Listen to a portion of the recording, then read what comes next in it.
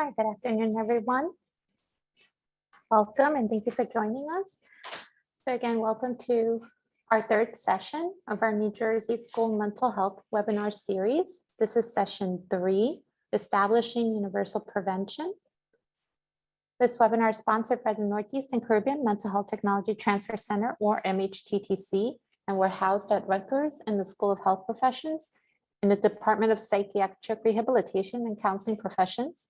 My name is Kathy, and I'm the project coordinator of this center, and will be facilitating this webinar today along with our colleagues from the Department of Education who are here joining us as well, along with our webinar co-presenters. Next slide, please. On your screen, you see that this is our third session, and our future sessions, we're hosting monthly webinar sessions. The schedule is listed on your screen, and I will also send out a flyer that has direct registration links. Our next session will be on Tuesday, January 25th, from 3 to 4:15 p.m. And that'll be session 4, establishing tier supports, tier 2 and tier 3. Next slide, please. We also are hosting a New Jersey school-based technical assistance call. Our next series of calls will be this Friday from 9 a.m. to 1 p.m. and they're in 1-hour time slots. Next slide, please. It's a little bit about us. The MHTTC, we're funded by SAMHSA, the Substance Abuse and Mental Health Services Administration, to enhance the capacity of the behavioral health and other related workforces to deliver evidence-based and empirically supported practices to individuals with mental illnesses. We ask that you please visit the network website for additional information at mhttcnetwork.org. And our center has also received supplemental funding to support school teachers and staff to address student mental health and support healthcare providers in wellness and self-care activities. Next slide, please. On your screen, you'll see we have other MHTTC regions. We're region 2, and we serve New York, New Jersey, the Virgin Islands, the US Virgin Islands, and Puerto Rico. Next slide, please. We, like I mentioned before, we have a school mental health supplement, and supplemental funding was awarded to provide training and TA to teachers and school staff regarding student mental health. Next slide, please. On your screen, you'll also see the topic areas and focus areas that our center provides in terms of trainings and technical assistance. Next slide, please. And if you're interested in staying up to date with the events and products that our center is providing, we ask that you please sign up by using the bit.ly link that you see on the screen, and I'll also share this in our chat box. Following the webinar, you'll be asked to complete a brief survey. We value this feedback and use it to improve our activities and inform our future activities. The surveys are also important because our continued funding is linked to the completion of these surveys, so we thank you in advance for your participation. We also want to let you know that this webinar is being recorded and will be posted to our website along with the presentation slides or any relevant resources within 1 week of this webinar.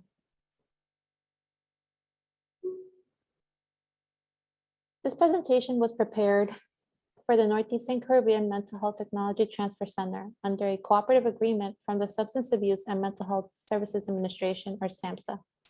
All material appearing in this presentation, except that taken directly from copyrighted sources, is in the public domain and may be reproduced or copied without permission from SAMHSA or the authors. Citation of the source is appreciated. We ask that you not reproduce or distribute this presentation for a fee without specific written authorization from the Northeast and Caribbean Mental Health Technology Transfer Center. At the time of this presentation, Miriam Delphin Brittman served as Assistant Secretary for the Mental Health and Substance Use at SAMHSA. The opinions expressed herein are the views of the speakers and do not reflect the official position of the Department of Health and Human Services, or SAMHSA. No official support or endorsement of DHHS or SAMHSA for the opinions described in this presentation is intended or should be inferred. We encourage you to interact with our presenters during the webinar by using the chat feature. Please post any questions or comments you have in the chat, and I will collect your questions as we go and ask them of the presenter during the Q&A time towards the end of the presentation. During the webinar, our presenter may pose questions to you. So please use the chat feature to answer those questions. And let's begin our webinar. We have Ms. Christy Rewalski, Dr. Alicia Lukachko, and Dr. Matthew Murphy with us today. Ms. Rewalski joined the MHTTC team in 2020 as a school-based training and consultation specialist. Prior to joining the MHTTC team, she supported school teams with coaching, training, and technical assistance in the areas of social emotional learning, school mental health, and positive behavioral interventions and supports. She brings more than 15 years of experience in implementing and maintaining evidence-based practices in a variety of settings. She is passionate about improving the educational and social outcomes for urban communities. She has worked extensively in urban school districts of Philadelphia and Newark, working within schools and partnering with many inner-city grassroots, faith-based organizations, and local universities to align school-wide behavioral and mental health efforts with the local community. Dr. Lukachko works with the MHTTC as a senior training and consultation specialist in school mental health. She is a faculty member at Rutgers University Behavioral Healthcare and the Robert Wood Johnson Medical School, Department of Psychiatry. Alicia has a dual background in social work and public health, specializing in psychiatric epidemiology. She is a licensed therapist, a certified school social worker, and has extensive experience in program design, implementation, and evaluation. In addition to her current work in the areas of school-based mental health and peer support, Alicia's research interests have spanned the roles of culture, discrimination, and trauma on health and utilization of mental health services. Dr. Murphy has proudly served as the superintendent of the Ramsey Public Schools since 2012 and brings broad educational experience to the role. He began his career in Wyckoff, New Jersey as a teacher, a building-based technology coordinator, and as a vice principal. He then served as the assistant superintendent of curriculum and instruction, director of elementary education, and principal in the Westwood Regional School District. Prior to his superintendent role in Ramsey, Dr. Murphy was the school superintendent of Rivervale Public Schools. Under Dr. Murphy's leadership, the district has been awarded the Apple Distinguished Program designation.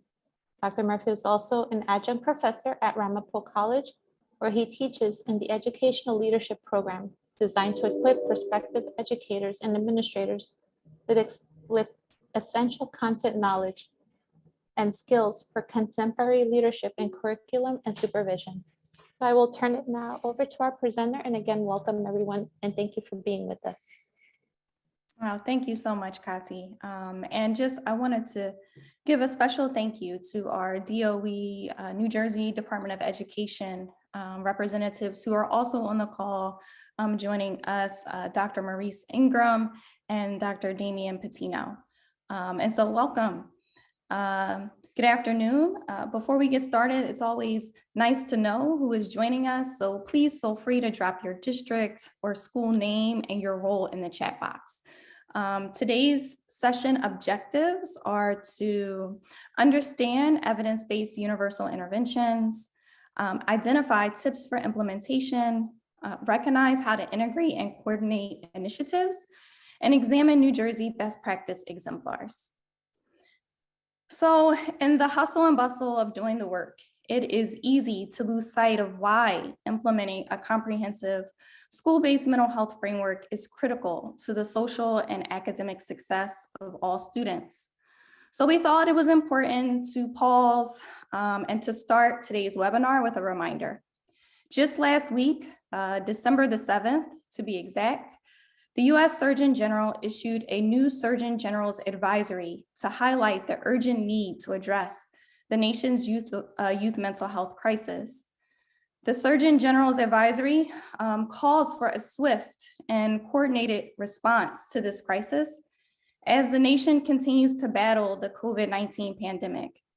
It provides recommendations that we as a community can take to improve the mental health of children, adolescents, and young adults.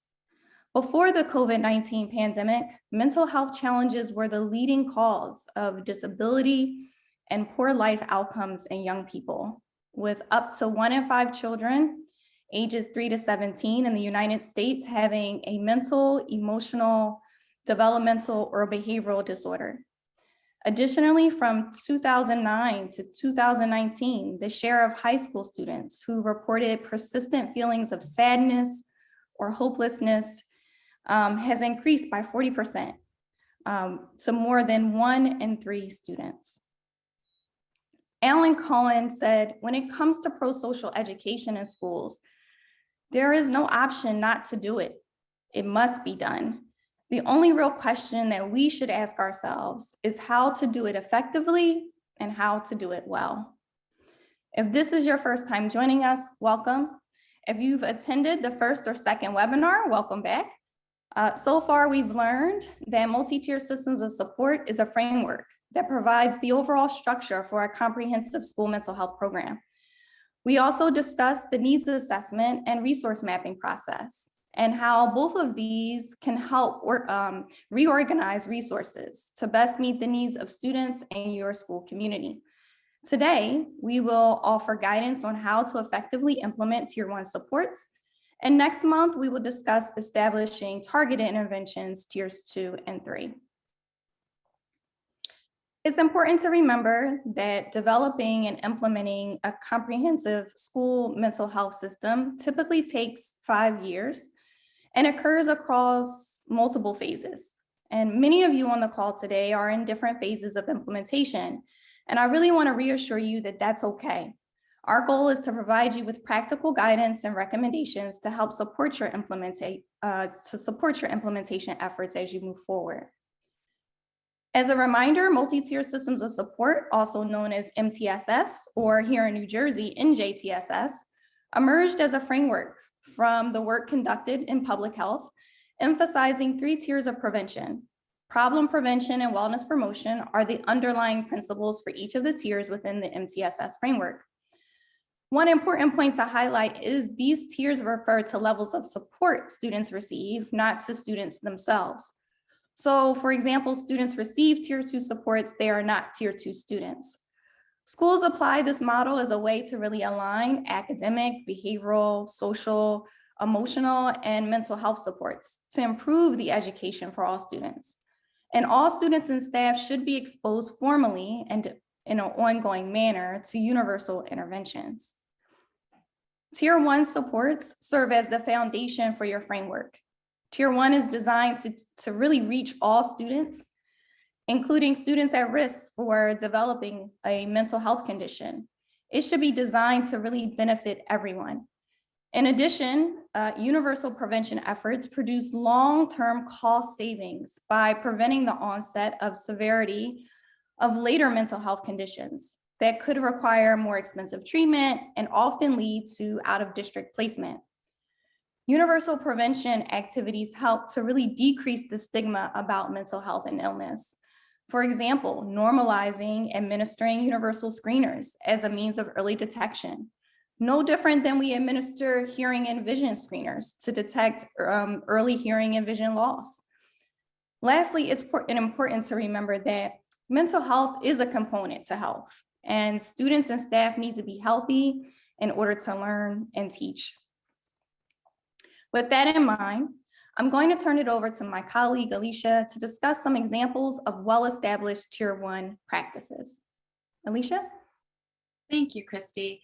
I'd like to start off first with a poll question. And Kati, if you could just start that poll, I'd appreciate it. So for those of you in schools that are currently in the process of implementing universal or Tier 1 prevention efforts, what evidence-based practices are you currently implementing? And I'm just going to give you all a moment to respond to this poll question.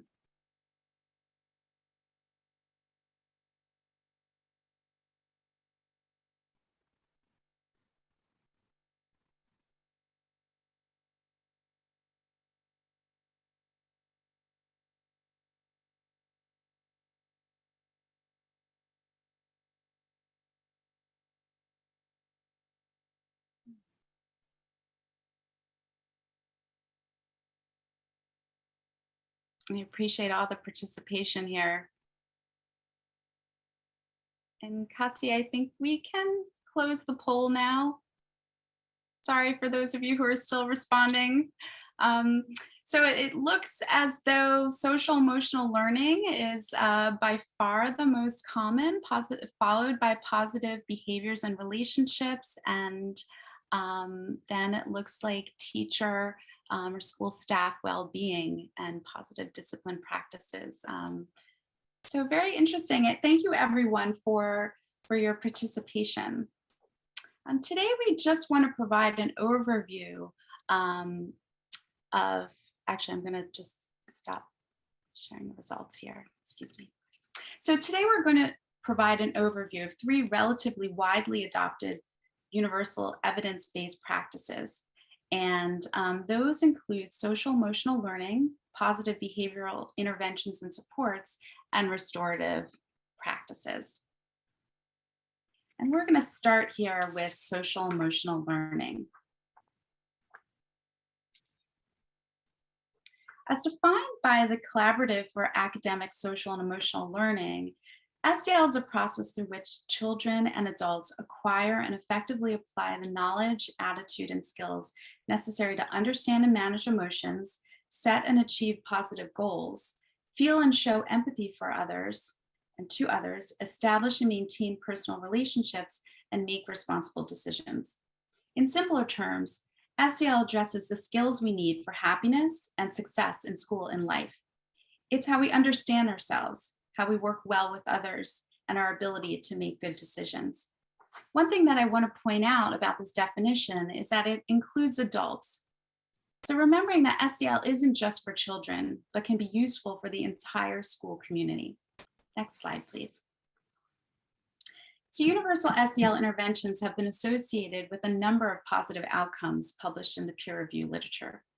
These include improvements or increases in student social emotional competence, positive attitudes about self, others, and the school, pro-social behavior, positive peer and family relationships, academic performance, and school attendance. SEL has also been associated with reductions in conduct problems, emotional distress, substance use, clinical disorder, and utilization of mental health services as a potential indicator of reduced mental health challenges.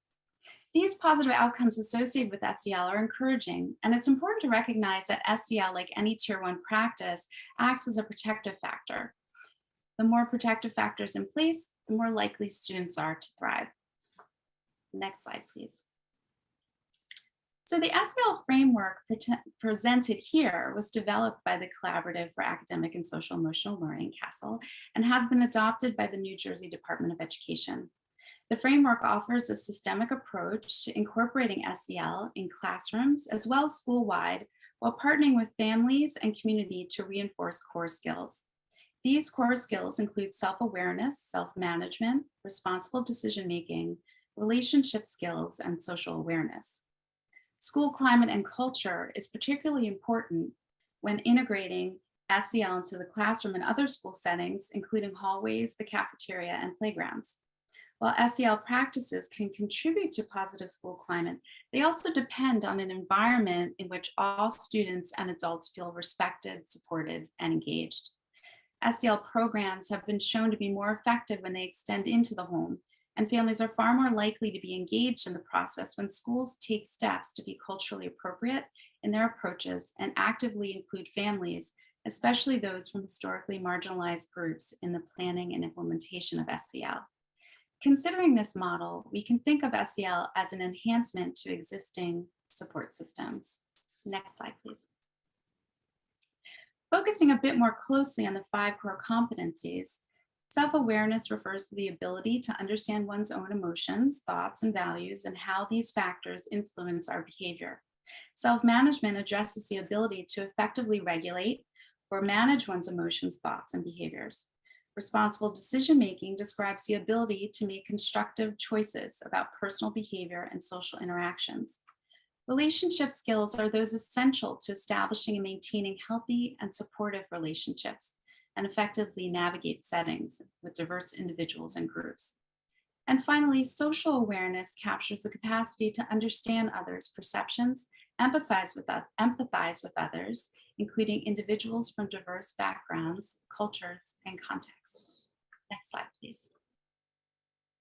So in here we see some examples of SEL strategies associated with each core competency. Labeling emotions and emotional check-ins are two strategies to enhance self-awareness.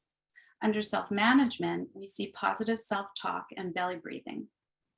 Ways to enhance responsible decision-making could include reflecting on choices and problem solving.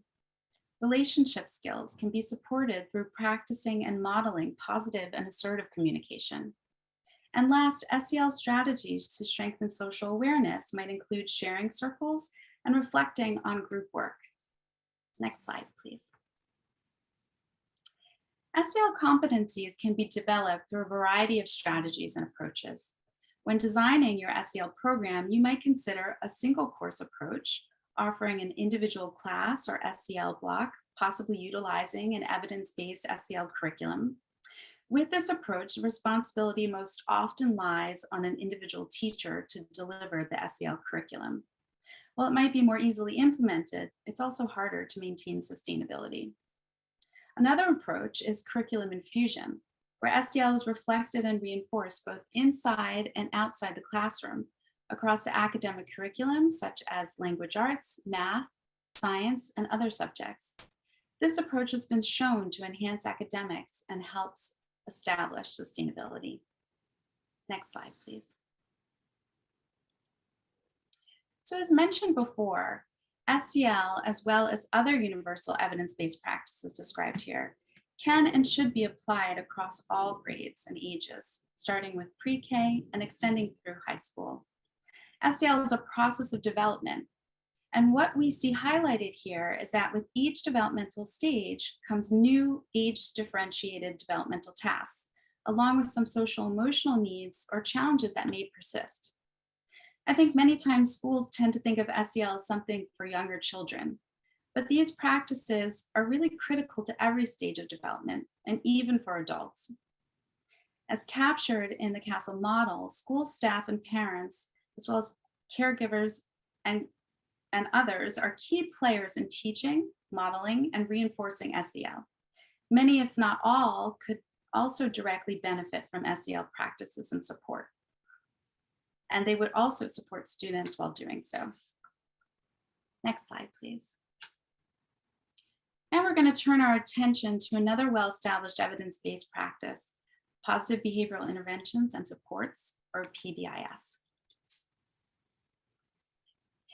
PBIS is an evidence-based three-tiered framework mirroring that of MTSS, which works towards establishing a social culture and the behavior supports needed to improve social, emotional, behavioral, and academic outcomes for all students. It's not a curriculum-based intervention, but focuses instead on systems change. PBIS was initially developed as a classroom-based program aimed at promoting positive and pro-social student behavior, but the approach has been expanded. And as it's described here, it's expanded into a comprehensive tiered systems framework, also known as school-wide PBIS. Many of you might know PBIS by slightly different names or acronyms, essentially referring to the same practices, which we'll describe in more detail. Next slide, please. While school-wide PBIS is a three-tiered framework, we're going to be focusing here on universal or tier 1 support, which includes systems, data, and practices that impact everyone across all settings. Tier 1 PBIS establishes a foundation for delivering regular, proactive support and for preventing unwanted behaviors. And it emphasizes pro-social skills and expectations by teaching and acknowledging appropriate student behavior. Next slide, please. The guiding principles of PBIS at the tier 1 level are to effectively teach appropriate behavior, again, to all children, intervene early before unwanted behaviors escalate, focusing on prevention. Use research-based, scientifically validated interventions whenever possible, and use data to inform decisions and monitor student progress. Next slide, please. Research indicates that PBIS is associated with a number of positive outcomes, some of them similar to what was seen with SEL, including improvements in student social emotional competence and academic performance, also increases in perceived efficacy among teachers, positive school climate, and perceptions of school safety. Studies have also found PBIS to include reductions in bullying behavior and self-reported substance use among students, office discipline referrals or ODRs, suspensions, restraints, and seclusions. Next slide, please. PBIS can be thought of as a process of first identifying the valued, culturally relevant outcomes that you want to have for your students. For example, decrease externalizing or disruptive behaviors, improved academics, or creating a positive and safe learning environment. We then identify the data needed to evaluate the valued outcomes and support decision-making. For example, we might examine office discipline referrals, attendance, or aggression, and we'll talk about this more a little bit later. Next, we need to select empirically supported practices to help us achieve these outcomes and support student behavior. These practices include strategies for teaching and also strategies for reinforcing. An academic example would be selecting an empirically supported core reading curriculum. Finally, we need to determine what is needed, referring to systems, for us to be able to accurately, reliably, and consistently implement the practices and support that staff would need. For example, staff training, planning time, feedback or mentoring, materials, and curriculum. Next slide, please. Looking more closely at data to evaluate outcomes of interest, such as academic or school success, schools might want to include office referrals or number of office referrals, number of school suspensions. They might also want to conduct a school climate survey or administer universal screeners for behavior, social, and/or academic risk. Some examples presented during our last webinar are social, academic, and emotional behavioral risk screener and the strengths and difficulties questionnaire. Next slide, please. Some of the systems in place that would support school-wide PBIS and actually other Tier 1 practices would include an established leadership team, regular meetings, a commitment statement for establishing a positive school-wide social culture, ongoing use of data for decision-making, professional development plans, and personnel evaluation plans. Next slide, please. Finally, focusing on practices that accompany PBIS implementation, these would include school-wide positive expectations and behaviors, which are taught again to all students, establish classroom expectations that align with school-wide expectations. Here we see that consistency is important. There should be a continuum of procedures for encouraging expected behavior and a continuum of procedures for discouraging problem behavior. Practices would also include procedures for encouraging school-family partnerships. Next slide, please. And here are some examples of school-wide expectations that a school might adopt, including the expectation that students and school staff act in respectful, empathetic, responsible, kind, and safe ways. It's helpful to identify school-wide expectations that are easy to remember. And as a general rule, keep them to about 5 or fewer. It's also important for schools to clearly define these expectations in positive ways and review them regularly with students, staff, and families. Expectations can be prominently displayed along with the examples of actionable behaviors for students. Linking these expectations to school culture is another recommendation, social culture of the school, such as relating them to the school mascot. A very helpful document outlining school-wide expectations and examples of actionable behaviors can be found through the New Jersey Positive Behavioral Support in Schools, or NJPBSIS, which is included in our list of resources at the end of the presentation. Next slide, please. What does it look like to be respectful, empathetic, responsible, kind, and safe in settings throughout the building? And this, we're thinking classrooms, cafeterias, bathroom, hallway, etc. Here are some examples. Being respectful might be demonstrated by walking in line or using an inside voice. Yielding to others or using I statements would demonstrate empathy. Being responsible could include walking at all times in the school building or looking after your personal belongings. Kindness can be shown by keeping hands and feet to yourself or offering to help another student. And examples of acting in a safe manner could include following teacher directions and telling an adult if you feel uncomfortable. Again, while PBIS school-wide expectations will be consistent across schools, they should also be tailored to reflect the specific community needs and values. Next slide, please. As a final example of selected Tier 1 evidence-based practice, we're going to offer a brief overview of restorative practices. Next slide, please. Restorative practices involve the use of informal and formal processes to proactively build healthy relationships and a sense of community to prevent and address conflict and wrongdoing. The practice has its roots in restorative justice, which is a community-based approach to criminal justice that emphasizes repairing harm done to individuals and relationships rather than focusing on punishment of offenders. Restorative practices draw from ancient and indigenous practices or customs employed in several diverse cultures around the world, including African, Native American, Asian, and Arab cultures. Next slide, please. In the school setting, restorative practices are tools and strategies that can be incorporated into an MTSS framework. They work towards addressing and discussing the needs of the school community, building healthy relationships between educators and students, reducing, preventing, and improving harmful behavior, repairing harm and restoring positive relationships, resolving conflict, holding individuals and groups accountable. Next slide, please. Research continues to grow in the field of restorative practices, and so far evidence points to increases in positive school climate and importantly, reductions in exclusionary discipline rates and racial disparities in discipline. Exclusionary discipline includes any type of disciplinary action that removes or excludes a student from their usual educational setting, such as suspensions and expulsions. Research has indicated that students of color and those with disabilities are more likely to receive more severe school discipline, including exclusionary measures.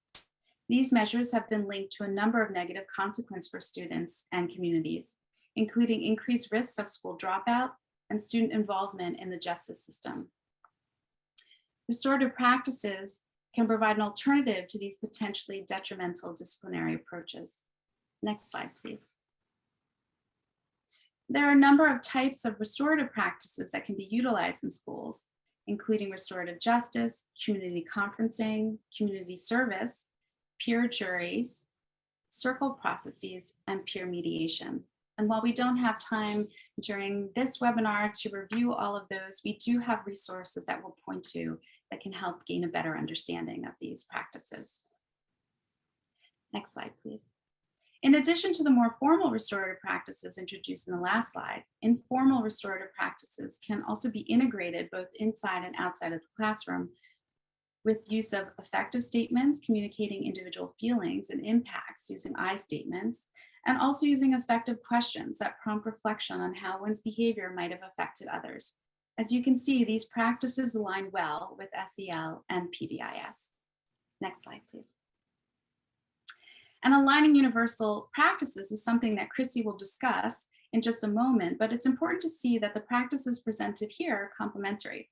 In fact, one study showed that implementing SEL and PBIS together was more effective than either alone. And that may be the case for other complementary universal practices. Next slide, please. We're going to turn now to universal screening, which is a key element of Tier 1 practices. Universal screening is a systematic process for identifying students who might benefit from more intensive individualized support beyond the universal Tier 1 prevention efforts. Like all Tier 1 activities, it involves all students. The screening should be conducted at multiple time points, for example, fall, winter, and spring, to assess changes in risk and protective factors being assessed. Universal screening should be proactive, seeking to identify students early who might benefit from more individualized support. And last but not least, the tools and methods utilized in screening efforts should be well established, reliable, and valid. Next slide, please. And here's some questions to consider when approaching universal screening. What types of behaviors, symptoms, attitudes, or skills, risk and protective factors, are you trying to capture? For example, social emotional competence, conduct-related problems, depression, perceptions of school climate. What kinds of data are you currently collecting that can be informative? If you have data that might be useful and is already being collected, use it. Right? Things like office referrals, absences, school suspensions as indicators of school student functioning and well-being. You also want to ask how and how often you will be collecting these data. It's important to have updated data to inform practices, but there is also a balance with feasibility. What are the logistics and protocols involved in carrying out universal screenings, including the potential need for parental consents and student assents, and protections of privacy and confidentiality? Next slide, please. And just as a review, universal data collection can include self-reported assessments, teacher-staff observation reports, and existing student data. A great resource for exploring and identifying universal screeners and assessment tools is the School Health Assessment and Performance Evaluation, or SHAPE system. And this was developed by the National Center for School Mental Health. And we've listed this resource, or these resources, in our slides as well. Finally, additional considerations can include the feasibility, frequency, timing of assessments. Think of how long an assessment might take, the resources that might be needed to manage and analyze data, and the potential costs. Measures should be age appropriate, which goes back to the importance of robust and appropriate measures and methods. It's critical that screening tools and assessments are culturally appropriate, reflective and responsive of your school community. Last, when utilizing data, approach the process from a strengths-based versus a student deficit focus. I'm going to turn now to Christy, who will be discussing tips for selecting and implementing universal evidence-based interventions. Thank you, Alicia. So when selecting the intervention and practices for your school or district, here are some things to consider.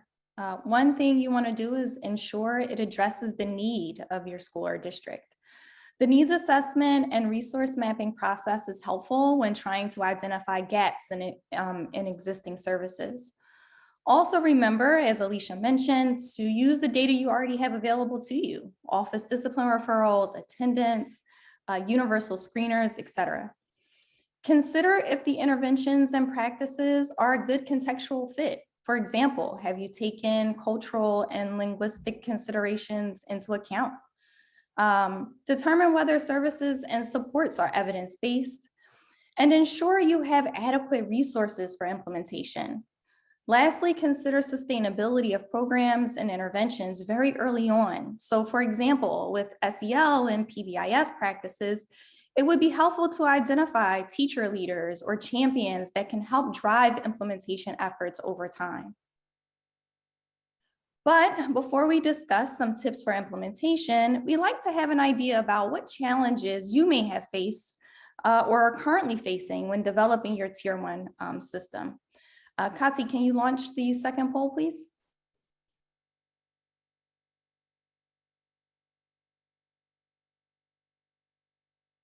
All right, so we'll give folks just a few minutes. The second poll just says, what challenges has your school faced in implementing Tier 1 evidence-based interventions? So I see the responses coming in. Thank you so much for your participation.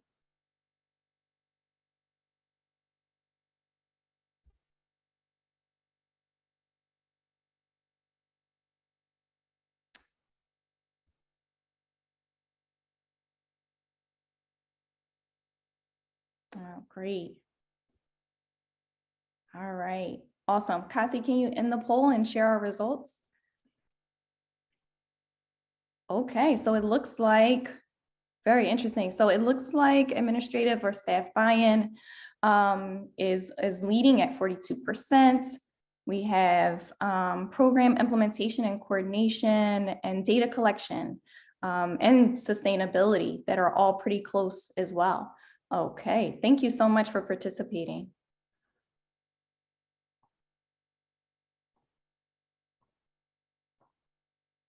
So understanding that we may encounter a few barriers along the way, we thought it was important to highlight a few tips for implementation. The literature and research tells us, so it's interesting to see your results.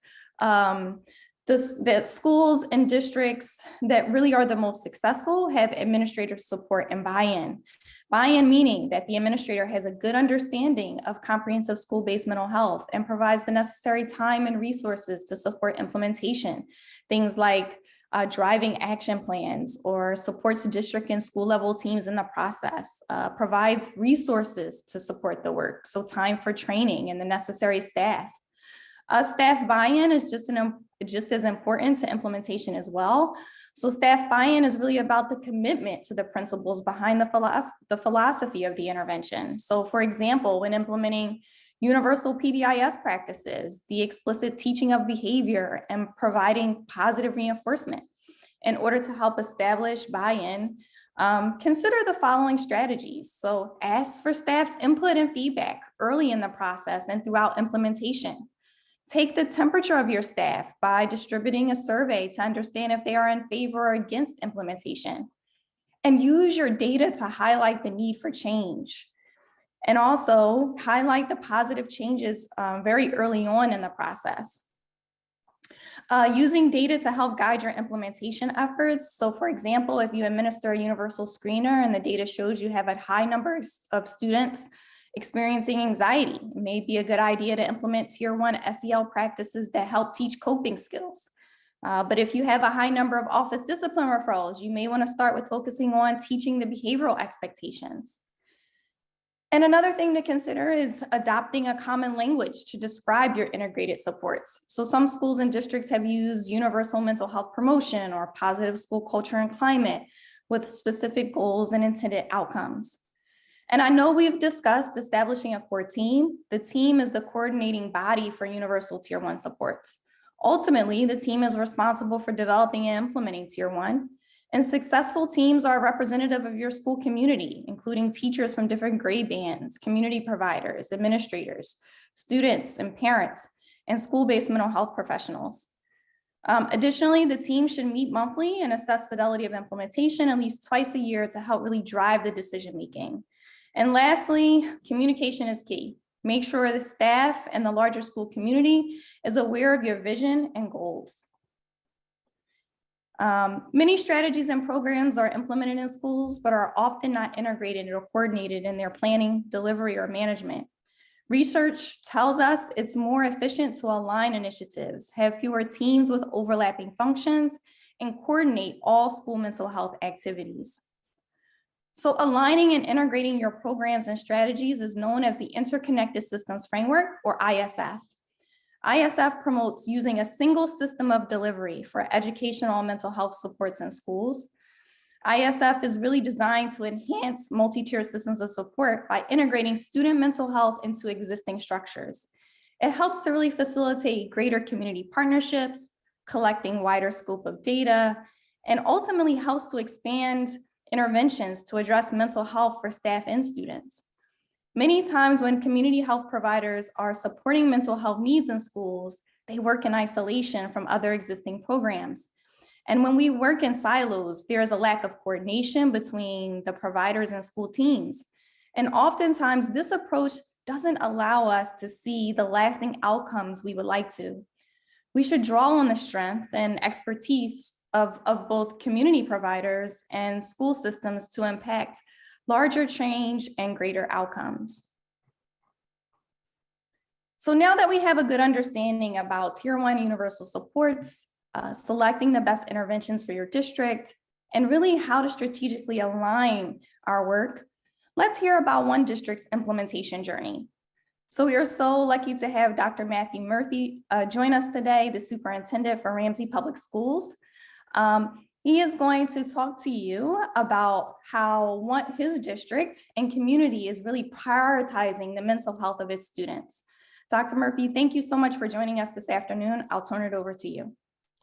Thank you very much. And I just want to say thank you for these webinars. I think they're fantastic. And I've been taking notes from Alicia and yourself. So thank you for doing this. Next slide, please. So we are located in northern New Jersey. We have about 2,700 students, 500 staff members. We are predominantly white and upper middle class. So during this presentation, I'm going to take you on a whole part whole journey, and you'll see I put together a timeline that we can refer back to later on during the Q&A. And I try to identify what I thought the challenges were from the school administrator perspective, the school superintendent.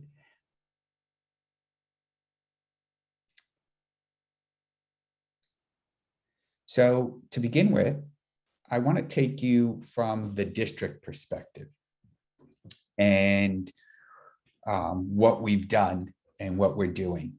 So we started a professional relationship with West Bergen, which is the largest not-for-profit provider of mental health in Bergen County. And I think this is an area that I think public schools have been really lacking, and that is creating a synergy between these wonderful organizations and public schools. Sometimes we're very defensive of our own turf. And while we're great at teaching English and English literacy and world language and social studies, our expertise is not necessarily in mental health. So I realized that creating and developing a professional relationship would only be beneficial. I'm also a first aid mental health trainer, both for youth and adult, and I have now turnkey that to our staff.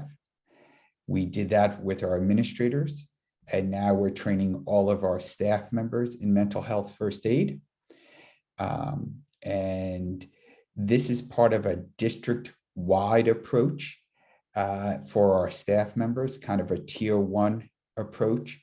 I also developed a warm line for our families and our staff members during COVID, and this provides direct access to a non-Ramsey employee, a counselor at West Bergen. It would be free and confidential for any family member or staff member who's feeling overwhelmed during the pandemic.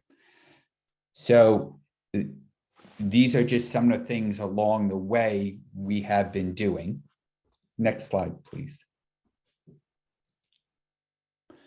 So on the school level, what we've done is I have hired 2 additional mental health counselors that are not tied to guidance or child study team. This has been invaluable.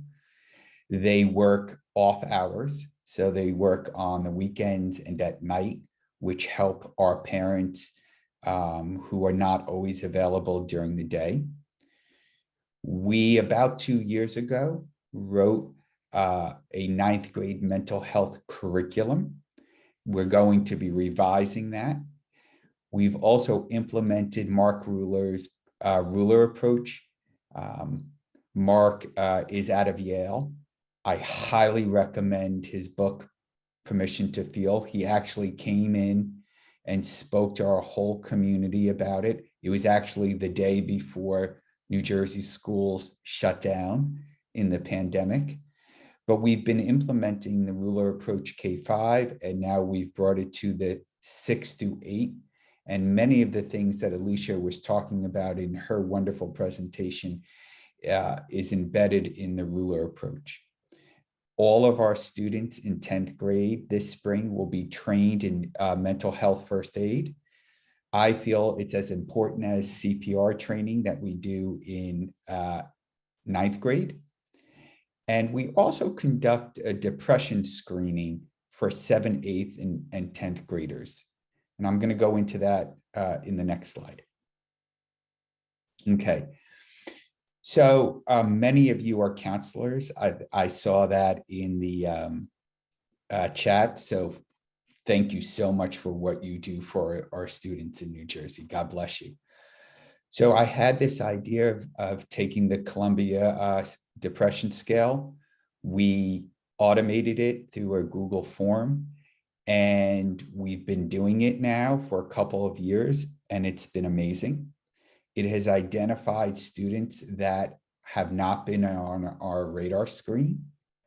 And we started with one grade level last year or 2 years ago, and then we moved it to 2, and we've moved it to 3. And I can tell you it's a little bit time intensive, but well worth it, because every single time we've done it, we've identified someone who is not on our radar screen. Next slide, please. This is where I just kind of outlined our tiered approach. It's a little generic and basic. You already know about the 3 tiers, but what was really interesting is in our most recent survey, our students didn't feel comfortable asking for help. And I thought that was really telling. And we've used that to help guide us over the last 12 to 18 months. And I cannot say enough about getting the students' voice involved in their own mental health. Next slide. Okay. So those are some of the things we've done on the district and on the school level, but what I'm here really to advocate is bringing the school and the community together. And this is something that we've been doing over the last few years. And we've had awareness days for mental health. May is Mental Health Awareness Month, as you know.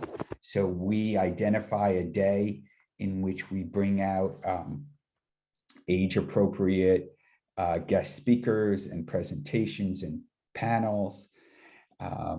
We wear green for the stigma. We wear those at athletic events during the fall, spring, and winter. The community events also include one book, one read. That's what I call it.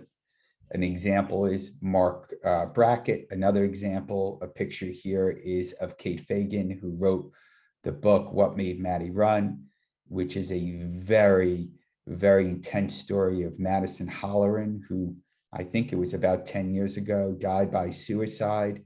She was a freshman at the University of Pennsylvania, wonderful scholar athlete, had multiple scholarships.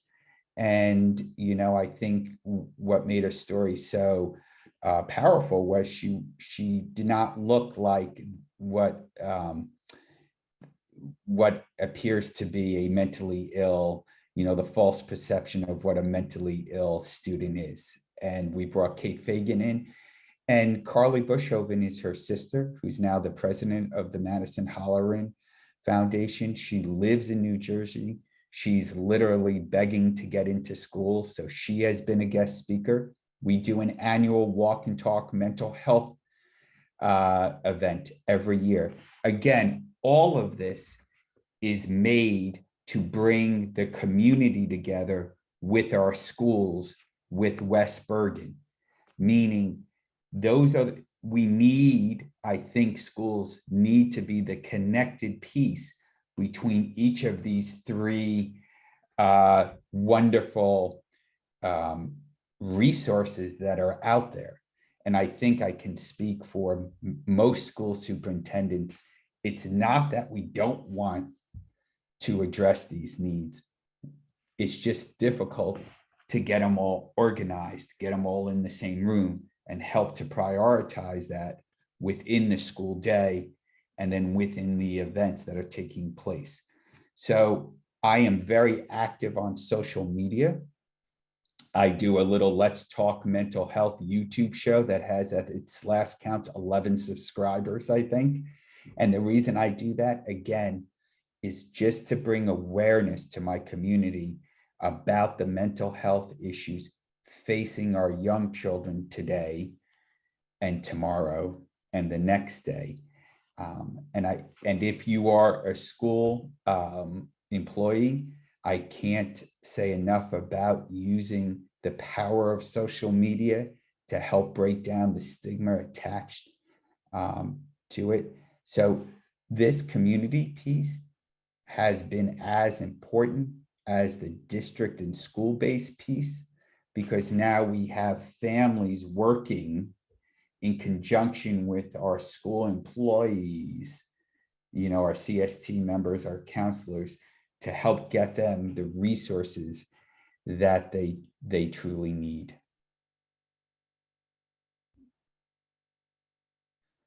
And I'll just want to add or end with this, that I think community leaders have a duty.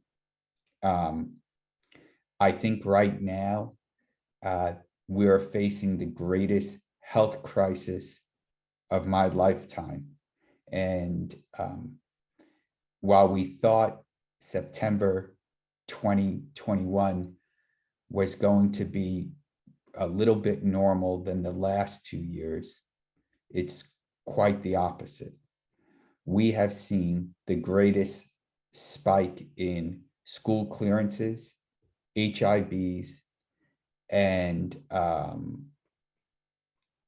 don't want to say fights, but behaviors than I would say in my 8 years in being a superintendent in Ramsey. And I absolutely believe it's because, in no small part, of the last 3 years of disruptive education due to the pandemic. Therefore, I think our responsibility as school leaders, not just superintendents, but school counselors, is to really advocate for some of the things that we've heard about, but actually doing them, and trying to make a difference in the lives of our students.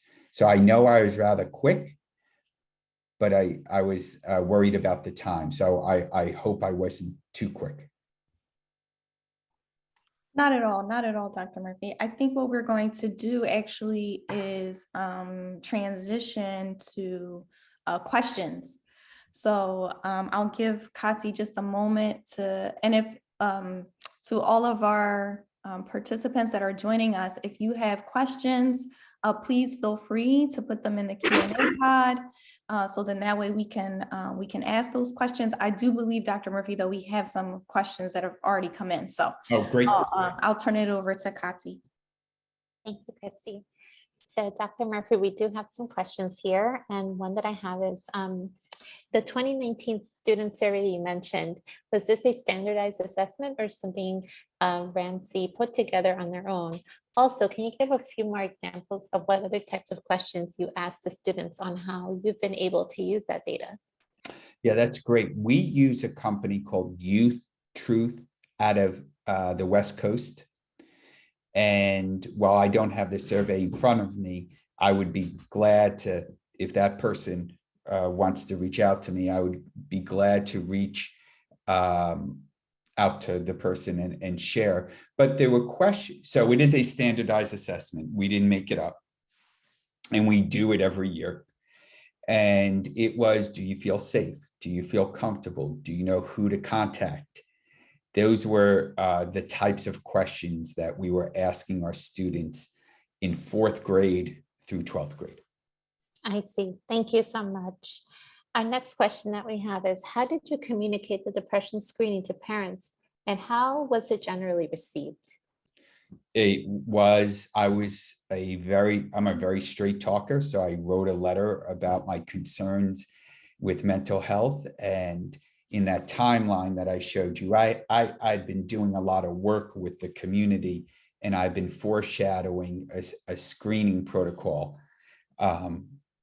And I would say to you, maybe I have 5 opt-outs in the entire district. So I mean, I didn't do every grade level. I think I did 7th, 8th, and 10th this year. Maybe 5 students opted out of 600. So they were very appreciative. And I can tell you, it flagged some that were already on our radar screen, but more importantly, it flagged a handful that weren't. And those families were so grateful for for this, type of screening and intervention, because then they worked with us in getting them or the children the proper help that they needed. I see. So it's safe to say it was generally well received. Absolutely. And Wonderful. it's simple to do. It's free to do. You don't need to worry about that. Got it. And you also mentioned that you received parental consent for the depression screening. What was your approach? Did you also have a process for parental consent for the student survey? Yes, so like everything else is now, everything is digitized. So you had to go into they had to go into the portal and check off that they agreed with it. I see. Thank you. And then we also have a question in the chat. How do counselors manage the responses to the screening tool? This person says, I love the idea of this, but we only have one counselor per school, and I wonder about their ability to respond to the screening. Yeah, great question. And that's a counselor's hat asking questions. So we identified the days in which we were giving the screening. It was digitized. So it was actually a Google form. And we had our counselor. Again, I pulled in West Bergen counselor and guidance counselor who were there. So for those who don't know the screening, there are certain questions that are flagged. And if those questions are flagged, you immediately do a face-to-face screening. So we just said to ourselves, this is important to do. X out these days. We had counselors from West Bergen who helped us as well to be on site. But you're right, whoever asked that question, you're absolutely right. You have to be intentional about when you do it and who is there to help. I will tell you that this is our third year of doing it. We overplanned the first year the amount of help that we needed. And we're getting better at predicting the number of responses and the number of bodies that we would need to be there to deal right away with the students. I see. And then we have a follow-up question to that. Did you ever run into an issue with the student completing a screening and not including their name? Absolutely not. No, it's required. Okay. I see. Well, thank you. I think that concludes our question and answer period portion of the webinar. Next slide, please. Thank you so much, Kati. So I'll just take our participants through the last couple of slides, and then we can transition to the survey. One of the things that was really important to us is that everybody had a good understanding for a lot of the key terminology that we were using during the call. I know a lot of times it can be very confusing. Again, I know that we like to make our slides available to all of you on our website. And so we just thought that this would be helpful as a reference later on, as well as the resources and links. So we talked about the CASEL framework, PBSIS, the SHAPE system, again, just making sure that all of those resources are available to you as well. I believe when Kati sends the follow-up email with the slides, these resources will also be embedded in that email. And then lastly, our team reflection questions. So we always like to include reflection questions at the end of each of our sessions. Again, just so that way you can take it back to your school-based teams and kind of have some further discussion about the topics that we've covered today. And Kati, I'll turn it over to you to help guide folks through the survey. Thank you, Christy. So on your screen, if you have a mobile device, you can either access our short evaluation survey by hovering over to the QR code and completing our survey there, or you can also do it by clicking on the link that I just included in the chat box. This link will also be emailed to all of you to the email that you registered and attended today's webinar, along with a link to our webinar recording and a presenter slides. And again, those will be available within a week. We will also email all of our today's participants a certificate of completion. So please let us know if you have not received it, and I can send the request over to the person who handles certificates of completion or professional development. Next slide, please. On your screen, you'll see our contact information if you have any questions. And I believe also Dr. Murphy had included his email in the chat box. Thank you, Dr. Murphy, for that. Again, we want to thank you all for joining us today. We understand that this topic is very important on all levels, and we wanted to make sure that our contact information is there and shared with you in case you have any follow-up questions or you had any comments or suggestions for any of our future trainings and events. We hope that you found today's webinar useful in your work, and we hope that you also join us for additional trainings and events. This concludes our webinar for today. Do you have any other last comments before we end? Any of our co-presenters? No, just really quickly, I just wanted to say a huge thank you to Dr. Murphy for joining us today. Your voice and perspective is so critical and powerful as it relates to this work. And then just, wishing all of you a safe, happy, and healthy holiday season. Thank you, Christy. Yes, everyone, we hope that you continue to stay safe and well. Thank you all. Enjoy the rest of your day.